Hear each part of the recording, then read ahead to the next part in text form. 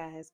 Over the years, dating apps have become the predominant way of meeting new people for more than 50% of people. But once you look behind the curtain and understand how these apps truly function, you realize that they're not much more than profit-motivated corporations designed to extract as much money from you as possible. Here's a fact you need to keep in mind. Every time a couple gets in a relationship after meeting online, the dating app loses two of its customers. And as you'll discover, there are tons of shady algorithms at work to make sure that you stay on the platform for as long as possible while giving you breadcrumbs of hope that you'll meet and match with someone soon. The guys trying to date online are mostly on the losing end of this. Take Tinder, for example, the largest dating site in the world. Close to 80% of its users are men, while only 20% are women. Stats from Tinder also show that men swipe right on 48% of the profiles they encounter, while women only swipe right on 14% of male profiles.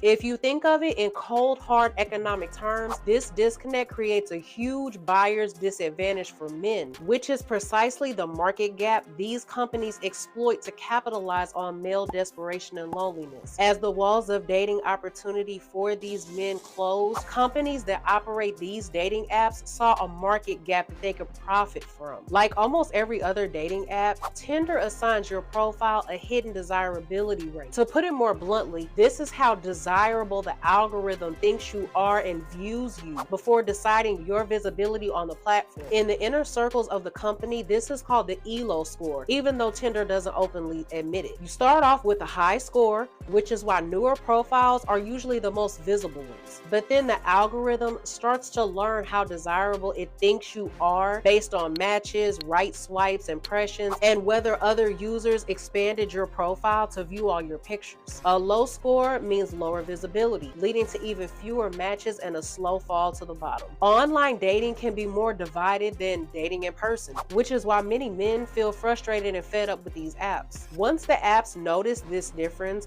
they know which users are more inclined to pay for better features, premium memberships, and subscriptions. It's easy to blame these platforms for men's lack of dating success, but I believe that understanding exactly how these algorithms work will still help you make the right moves in your dating life. These tools can help complement your efforts in finding the right woman, but it's never a smart idea to completely relegate your romantic life to an app on your phone. When online dating first became popular, a lot of guys felt like that they finally had a chance to find a match. Walking up to women and starting a conversation at risk of rejection was too difficult, but sitting at home and swiping right was easy. As dating apps became the most popular way to meet people, these same exact men also became trapped. The world was moving online into a more globalized and competitive dating market, dominated by the top percentile of men and controlled by sophisticated algorithms. The success rate for men on Tinder is less than 20%, despite making up over 80% of its user base.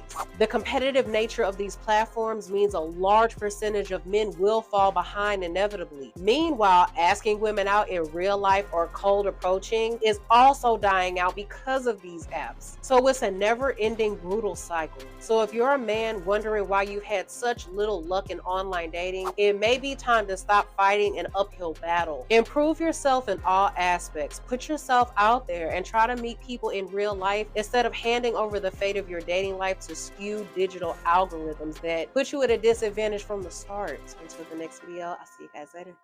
Bye.